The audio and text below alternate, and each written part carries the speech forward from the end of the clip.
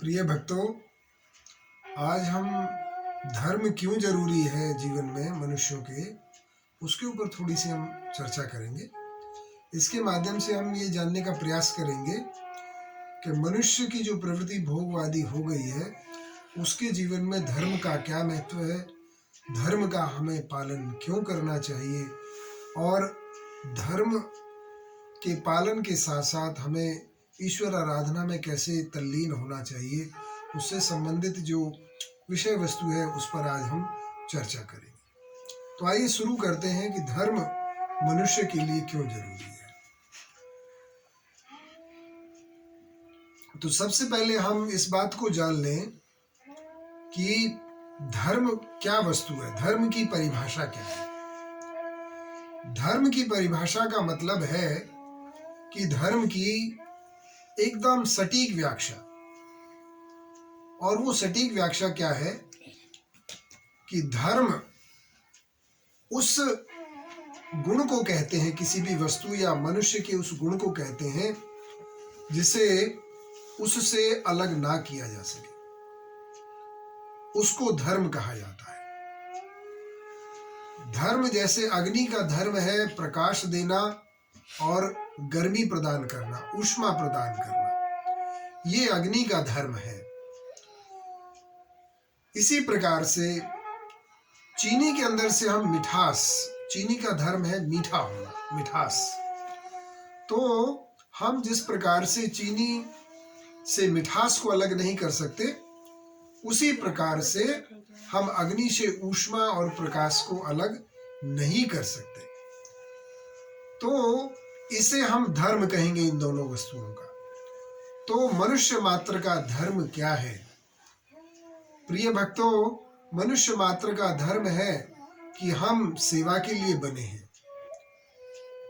अब इस त्रिलोकी में, इस ब्रह्मांड में ऐसा कोई भी मनुष्य, जीव जंतु, पशु पक्षी या प्राणी मात्र कोई भी ऐसा नहीं है जो किसी ना किसी की सेवा में ना लगा हुआ। उदाहरण के लिए, माता पिता अपने बच्चों की सेवा में लगे हैं, बच्चे बड़े हो जाते हैं, वो माता पिता की सेवा करते हैं। हमें जब कोई नहीं मिलता है तो हम कुत्ते बिल्ली घर में पाल लेते हैं, उन पर अपना प्यार दुलार वात्सल्य न्योछावर करते हैं, क्योंकि हम आनंद स्वरूप हैं। आनंद स्वरूप होने का मतलब है कि क्योंकि हम भगवान के अंश हैं, भगवान आनंद स्वरूप है, सच्चिदानंद घन है, तो हम भी आनंद स्वरूप हैं। लेकिन अज्ञान और माया के वातावरण के कारण उससे हमारा जो ज्ञान है वो ढक गया है, और उस ज्ञान के ढकने की वजह से हम भगवान के प्रति अपने उपासना को, अपनी भक्ति को, अपने स्वरूप को नहीं जान पाते हैं, और उसके अंतर्गत वो भक्ति युक्त व्यवहार और साधना हम नहीं कर पाते। तो भक्ति मनुष्य के लिए जरूरी है। भक्ति के माध्यम से हम क्या कार्य करते हैं? क्या केवल मंदिर में जाना भक्ति है? क्या केवल नाम जप करना ही भक्ति है? क्या तीर्थ यात्रा करना भक्ति है? क्या गरीब लोगों को भोजन खिलाना भक्ति है? ये समाज की सेवा, अन्य अन्य कार्यों को करना भक्ति है? भक्ति का अर्थ है वह वो सभी कार्य जिनसे भगवान प्रसन्न होते हैं। गोपिकाएं अनपढ़ थीं ब्रज में, राधा रानी और गोपिकाएं ज्यादा पढ़ी लिखी नहीं थी, ज्यादा योग्य नहीं थी, शिक्षित नहीं थी। साधारण परिवारों में, गोप परिवारों में उन्होंने जन्म लिया, ब्रज में ही उनका विवाह हुआ, और वो भगवान की भक्ति की पराकाष्ठा के शिखर पर पहुंची। क्यों? क्योंकि उनका एक ही लक्ष्य था कि भगवान के दर्शन करना, भगवान के रूप सौंदर्य का रसास्वादन करना, और इसके साथ साथ भगवान की लीलाओं को गान करना, और उस गान करते हुए चाहे वो अपने घरेलू कार्यों में व्यस्त हैं, चाहे बच्चों को खाना खिला रही हैं, या अन्य अन्य गोपियां कार्यों को करते हुए भी वो भगवान की स्मरण में, भगवान के स्मरण में तल्लीन रहती थी। तो इस प्रकार से हम देखते हैं कि वो सेवा में रत रहती थी। तो इन सभी कार्यों से जिससे भगवान प्रसन्न होते हों वो भक्ति कहलाती है। अगर भगवान हमारी सेवाओं के तौर पर हमसे चाहते हैं कि मुझे गाकर प्रसन्न किया जाए, मेरे लिए सुंदर सुंदर भोज्य पदार्थ बनाकर मुझे प्रसन्न किया जाए, है उनके लिए कुछ अन्य प्रकार की, उनके लिए भव्य मंदिर बनाकर उनको प्रसन्न किया जाए, उनका सुंदर सुंदर श्रृंगार करके उनको प्रसन्न किया जाए, तो जिस भी किसी भी कार्य से भगवान मेरे आराध्य देव इष्ट ठाकुर जी महाराज और किशोरी जी प्रसन्न हो, इस बात को हम इन सभी कार्यों को, चाहे वो कोई भी कार्य हो सकता है, भक्ति कहलाता है। भक्त वह व्यक्ति होता है जो अपने इष्ट को प्रसन्न करने के लिए, इष्ट देवता को प्रसन्न करने के लिए अनेकानेक कार्य करता है, धर्म ग्रंथों का अध्ययन करता है, जिससे ज्ञान प्राप्त होता है और ज्ञान से भक्ति पुष्ट होती है। इसके साथ साथ वह गायन भी करता है, भगवान के लिए उच्च स्वर में कीर्तन गाता है जिससे भगवान प्रसन्न हो, वादन करता है, मंदिर में झाड़ू लगाकर मार्जन सेवा इत्यादि कार्य करता है, भगवान के लिए पुष्प मालाएं बनाता है, भगवान के लिए भोज्य पदार्थ सुंदर सुंदर स्वादिष्ट व्यंजन बनाता है, और इसके अलावा वो भगवान का श्रृंगार, आरती, जितनी भी आरतियां, भोग प्रसाद की जो सेवा है, उन कार्यों को भी करता है।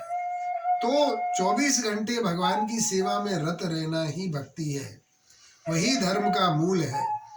तो हमने टॉपिक छोड़ दिया था इस बात को लेकर कि मनुष्य का धर्म क्या है। मनुष्य का धर्म है सेवा करना। अब इस संसार में बहुत से लोग सेवा कर रहे हैं, लेकिन सेवा वो किसी गलत पात्र की कर रहे हैं, वो इसलिए दुखी है। इस संसार में आप देखोगे बहुत सारे लोग बहुत लोगों की सेवा कर रहे हैं, तो वो दुखी हैं, क्योंकि वो आनंद घन सच्चिदानंद घन व्यक्ति नहीं है, वो पूर्ण परमेश्वर भगवान श्री कृष्ण नहीं है, विष्णु नहीं है, नारायण नहीं है। तो इसके चलते वो इस संसार में अनेकानेक कार्य करते हुए भी, सेवा भाव रखते हुए भी वो इस संसार में दुखी है।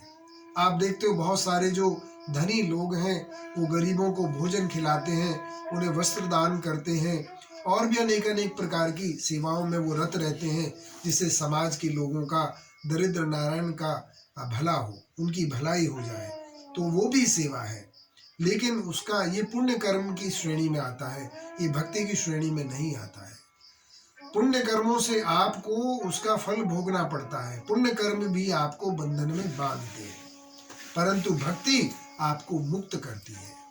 अब हम ये बात जान लें कि जैसे हम कह रहे थे कि सेवा किसकी की जाए, तो सेवा हमें भगवान की करनी चाहिए।